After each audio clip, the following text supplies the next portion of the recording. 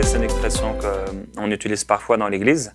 Je vais parler du mauvais côté de la familiarité parce qu'il y a un côté qui est plutôt positif, de pouvoir être ami avec quelqu'un ou d'être d'une même famille.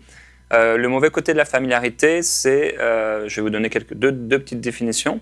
C'est une manière d'être trop libre et inconvenant avec quelqu'un, ou encore ce sont des actes caractérisés par un excès de liberté dans le comportement. Alors, quand on parle de ce thème de la familiarité, c'est donc le mauvais côté d'être trop familier avec les gens. Et ce qui nous anime, ce qui nous inspire à parler d'un thème comme ça, c'est pas parce qu'on désire être honoré d'une façon particulière ou que même les gens ne soient pas familiers avec eux, mais c'est parce qu'en fait, la familiarité, l'esprit de familiarité nous empêche de recevoir des bénédictions que Dieu avait prévues pour nous, des choses que Dieu avait mis en réserve pour nous. Parce qu'on voit que quand Dieu veut nous bénir, il passe très souvent par des hommes. Donc, on peut être familier avec des autorités, on peut être familier avec un pasteur, on peut être familier avec des membres de notre famille, on peut être familier avec le culte, par exemple, ou avec des événements. On peut être familier avec toutes sortes de choses, en fait, c'est pourquoi il faut faire attention. Je me souviens, dans notre église locale, en région parisienne, on avait donc la réunion du dimanche matin, et en après-midi, de temps en temps, une fois tous les 2-3 mois, on avait une réunion spéciale qui était plus tournée vers le Saint-Esprit. Et ça me marquait toujours quand, pendant le culte du matin, les gens avaient l'air assez endormis. Et tout à coup, quand la réunion de l'après-midi commençait, à peine la première seconde, les gens étaient dans la louange, ils étaient tout excités, comme s'il allait se passer quelque chose de particulier, comme si c'était un nouveau Saint-Esprit, un nouveau Dieu, alors que c'était le même Dieu que quelques minutes auparavant, que 2 heures auparavant, quand ils étaient à moitié endormis. On peut être familier avec le culte, avec la réunion du culte, parce qu'en fait, on a tellement l'habitude d'aller à l'église que des fois, on ne s'attend plus à rien.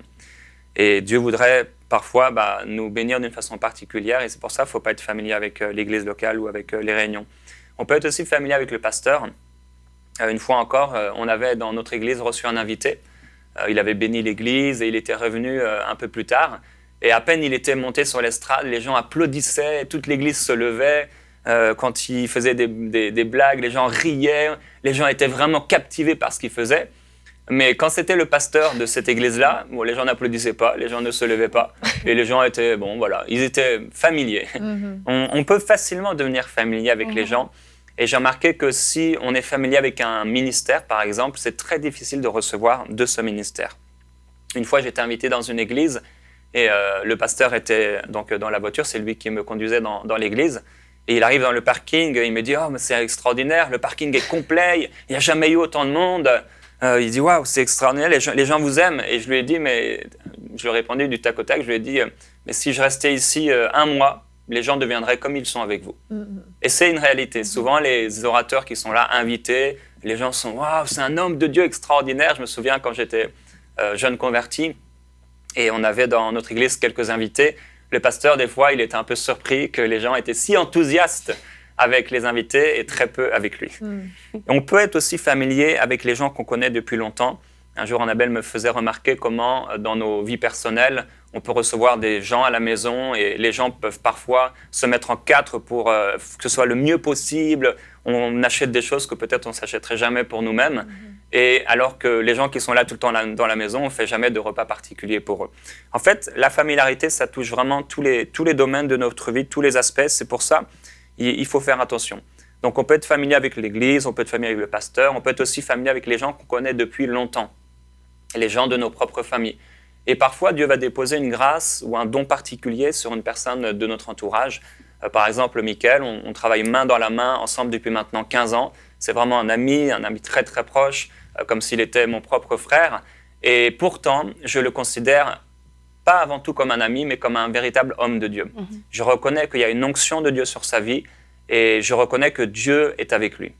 Alors, il y aurait beaucoup de choses à dire, mais on va continuer dans la discussion. Les gens sont devenus aussi très familiers avec le Seigneur Jésus. On pourrait voir dans les évangiles, ils disaient « Mais est-ce que c'est le charpentier? C'est pas le fils de Joseph? On le connaît bien. » Et la Bible dit que c'était pour eux une occasion de chute. Ils n'ont pas pu recevoir tout ce que Dieu avait en réserve pour eux.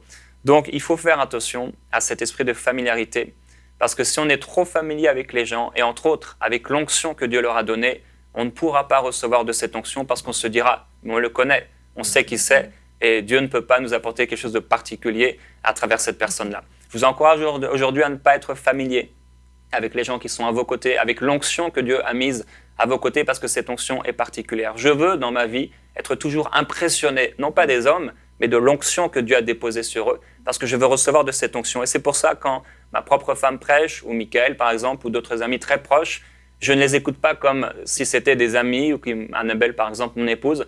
Je l'écoute comme si c'était la bouche de Dieu lui-même qui voulait me parler. Faites ceci avec les gens qui sont autour de vous, et certainement, vous ne passerez pas à côté de la bénédiction que Dieu a préparée pour vous.